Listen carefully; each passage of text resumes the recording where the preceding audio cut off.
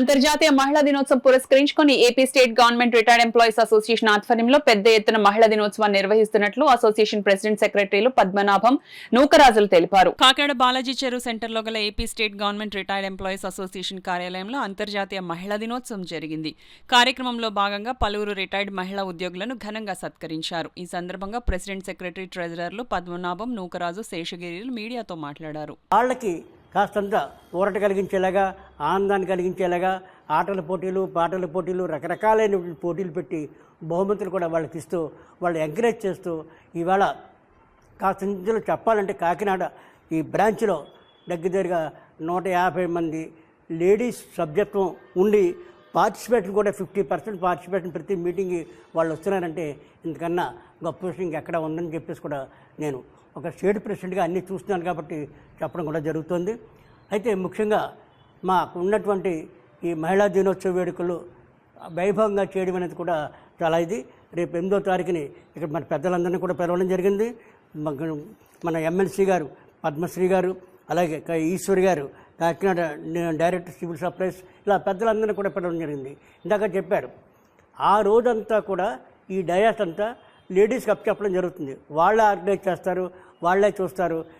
మేము ఎవరైతే జెంట్స్ అందరూ ఉన్నారో నాయకులు ఉన్నారో ఇంకోటి ఉండి మేము ఆ క్విజ్, అంత్యాక్షరి, పాటల పోటీలు, ఎలక్యూషన్, వాకింగ్ ఎగ్జెట్రా అవన్నీ పెట్టి వాళ్ళని ఆడించి నిన్న వారందరికీ కూడా బహుమతులు ఎవరిని కూడా అందరినీ ఎంకరేజ్ చేయాలి అన్న ఉద్దేశంతో అందరికీ మనం బహుమతులు కొని మేము పెట్టాము. 8వ తారీఖు నాడు ఈ అంతర్జాతీయ మహిళా దినోత్సవ సందర్భముగా మేము మహిళా ఉద్యోగినులైన రాజకీయ నాయకులైన మేము ఇన్వైట్ చేసాము. వారందరూ కూడా అంగీకరించారు. 8వ తారీఖు నాడు మా యొక్క సంఘానికి వచ్చి ఈ యొక్క వేడుకను చూసి వెళ్ళుటకు వారిని ఆహ్వానించగా వారు అంగీకరించారు. ఆ రోజు మేము బహుమతి ప్రదానము చేస్తాము.